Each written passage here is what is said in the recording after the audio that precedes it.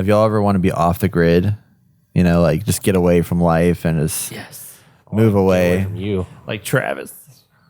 Fine, I want to be next to you anyway. What are you talking about today, Brett? We're talking about Off the Grid, the new game on Epic Game Store that took over the world by storm for about a week, and then all of a sudden it just disappeared and nobody talked about it that much. Why? What happened? Lots of stuff happened.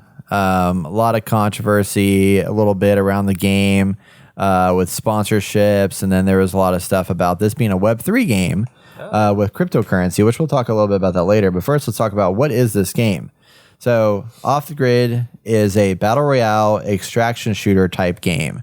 So it combines battle royale with extraction shooter elements, adding what they say is fresh mechanics to revitalize the games. It's currently free to play in early access on PC via the Epic Game Store and open beta on PS5 and Xbox Series X.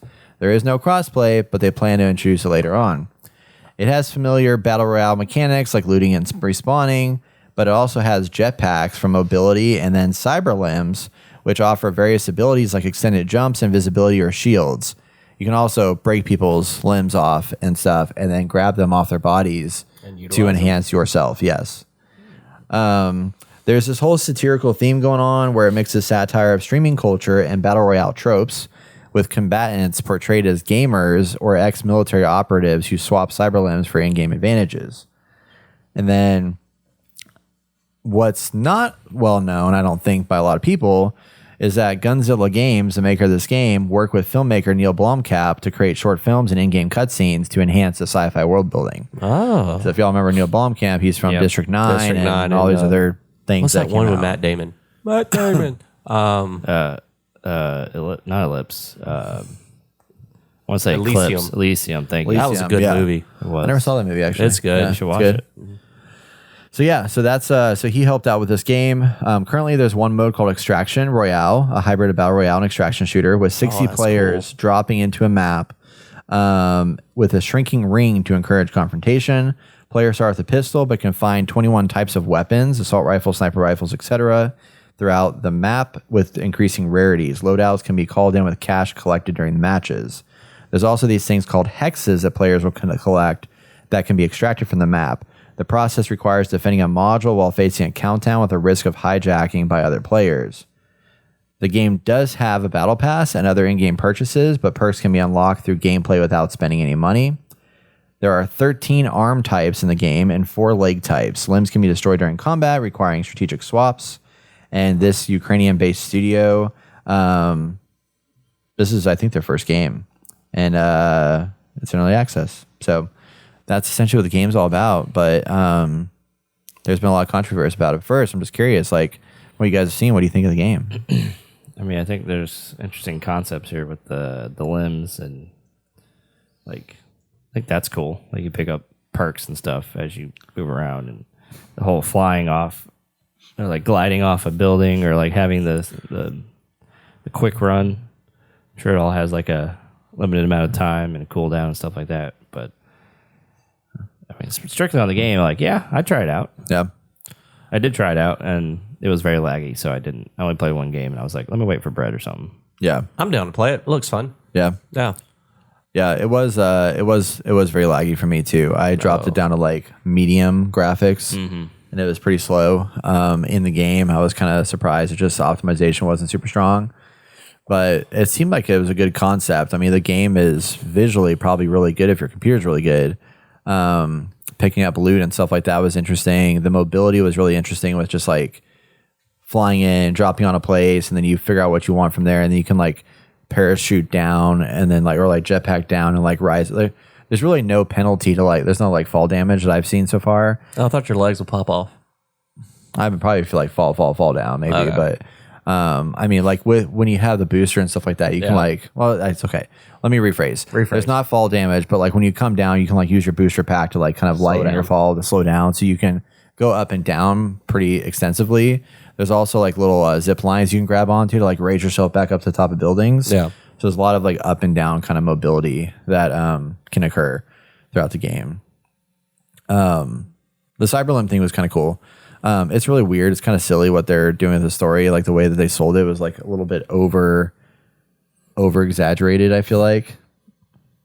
And I didn't like that too much.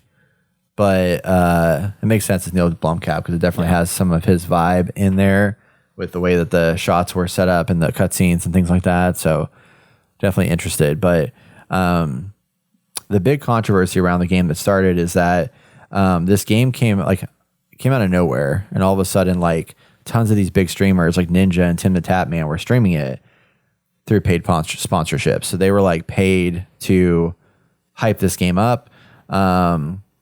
Not organically. Many of those hyping online also beyond that were from the Web3 NFT community, which I'll talk about here in a little bit. And then after the sponsored streams ended, the game fell from around 150,000 viewers on Twitch to about 1,000 to 2,000, dropping it out of the top 100 most watched games. Dang.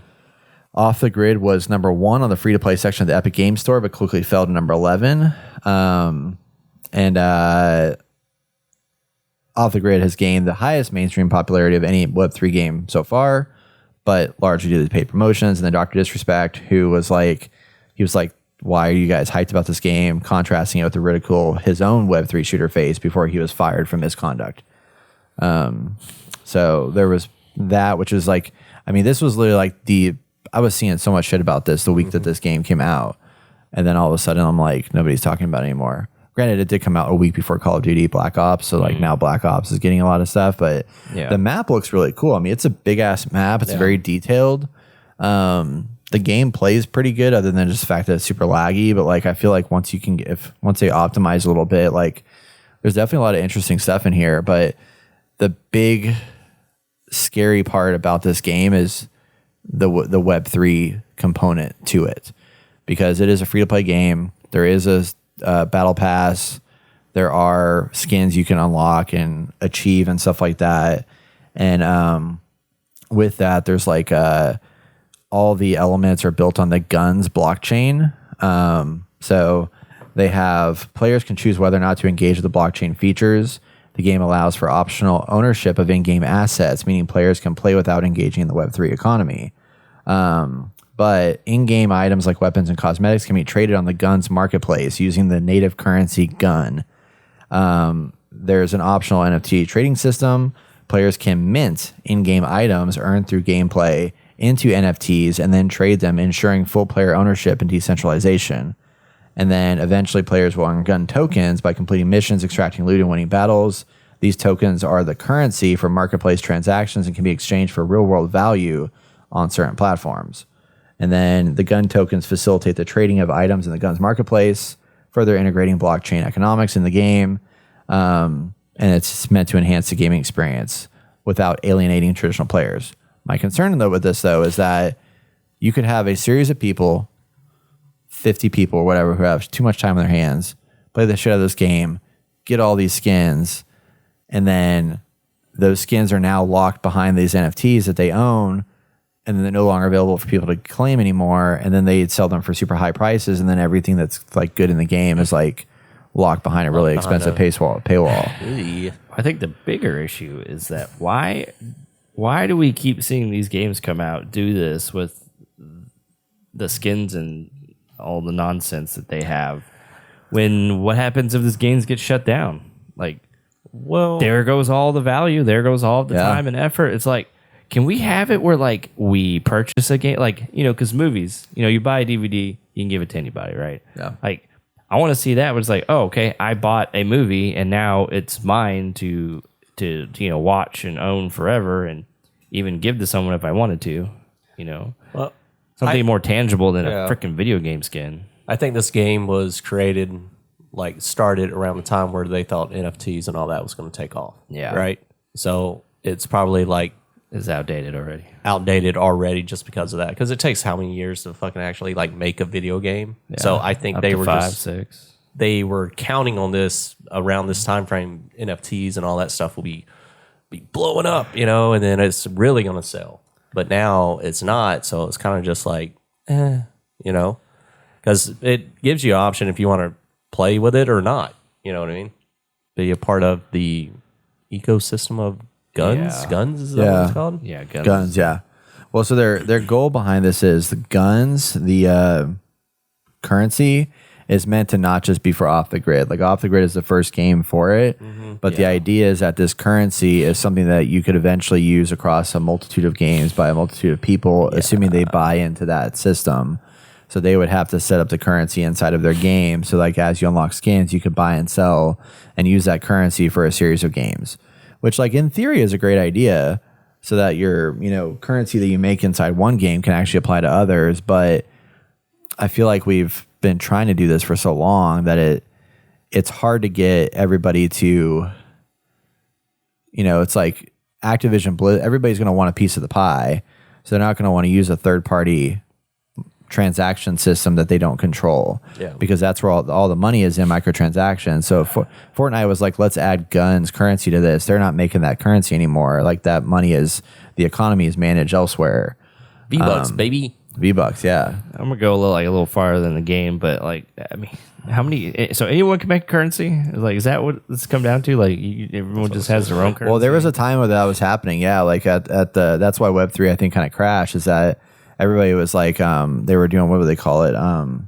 Pump and dump, where they were bringing out a currency. They were like, hey, check out this new currency. It's going to be the best new this, that, whatever. And it's literally just code that they're writing. Yeah. And the code creates a currency. And then all of a sudden people are infusing a bunch of money into it. And then they take that money and then run.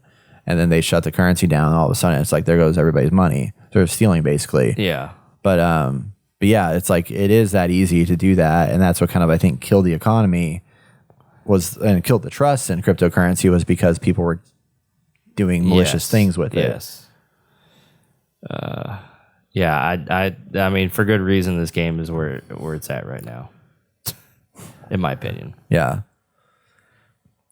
Well, it's kind of fun though. Yeah, I mean, it's kind of interesting. I wonder if it's interesting. I mean, I've enjoyed if I could have gone past like the issues with the quality of the game, like the performance of it. Like, I think there's some interesting stuff here. I mean, it feels like a little bit of Call of Duty, a little bit of Division, a little bit of a lot of different games. Yeah. I'm worried that if you do opt out of the Web3 stuff, will it be as good, down the line, once all the other... I mean, could they even pull it out if they wanted to at this point? Well, you can opt out of it, but... Yeah. I mean, like the developers pulling it out? Yeah, I mean, like, hey, let's just detach the NFTs from this game, so it's just a game. Well, probably not. I think it's too late. Yeah. They already fucking put it out there, so you can't really like... Well, you could be like, hey... We're taking our shit back. Yeah, I don't know. I mean, it seemed like it could hold up in the current generation of games. Something new and exciting. I mean, look where it was just like a week ago, whatever. Yeah. And now it's already crashed. So that's not good. It's like that a week ago because they paid all those streamers to fucking that's true. It's true. Run it up. Well, look at this fun new game. They're supposed to have a 60-hour narrative campaign in this game. Oh, wow. Yeah, you'll take part in as the battle royale rages around you. Take on jobs for the video game companies, scour Teardrop Island for its secrets, and help Cobra find the missing piece of the past. Is it free to play or is free to play? Wow. Yeah, free to play, heavily microtransacted, all that good stuff. But yeah, I mean, supposedly none of this stuff, like everything is earned in game. So like all the skins and stuff, I mean, you have a battle pass, but like there are a lot of skins and upgrades and stuff you unlock in game that can then be turned into NFTs to sell on the market. But what I don't know is if there's certain rarities to things where it's like there's only a certain amount of them that exist, and then if they all get converted to NFTs, like do those items exist anymore to anybody else to get, or is there a limited amount of them that can be then just locked around those people that have jacked the price up on them because they own all of them, kind of deal. Yeah. I don't know if that's the case or not, but most of it I think is going to be cosmetic based, so it's not really that big of a deal. It's just, do you want to look good, or how do you want to look in the game? But it is something I like to play more, just to kind of get more into the experience, because there's a lot of looting and stuff like that. There were some interesting firefights I had with different people across different areas of the map. You'll see people like trying to extract, so you can go down there and take them down and steal all their shit, and obviously the circle comes in to kind of affect everything. It's an interesting mix of stuff that I did appreciate. But it's weird that it's like, You know, it's like these games come out, and then all of a sudden your whole what could be a good game is messed up by this one decision that somebody made to Yes. revolve around it. I'll never forget that South by. It was the greatest thing ever. Oh yeah, with all the Web3 NFT all stuff. NFTs and crypto, and then fucking boom, everything. gone. Gone. Felt like it ended right when we left South by. Yes. Yes. I don't know. We went to another universe and came back. And It really was kind of that way, yeah. 'Cause it never went real happened. quick after that. But hey, it might come back again. You never know. yeah, it's true. I mean, here it is. You know, they're trying. It's crashing right now. So. Yeah. So off the grid, y'all gonna get and play with me? I know you already got it. I already yeah. have it. So. Yeah, I'll, Yeah. I'll get it. We'll Is play it it. on PlayStation? No. Yeah, it's on PlayStation. Yeah. Oh, is it really? Is it crossplay? yeah, just not crossplay. Yeah. Oh, okay. Then I'll get it on Yeah. PC. yeah. Epic Games. Yeah. So definitely have to play it on PC. Eventually, crossplay is coming, but not yet. Yeah, there you have it. There's also a lot of weapons in here, a lot of attachments and stuff for the weapons. So there's a depth to the game itself too. You know, that is beyond just like the cosmetic-y stuff. So Yeah. Yeah, like I said, the game, I think, could survive on its own. yeah.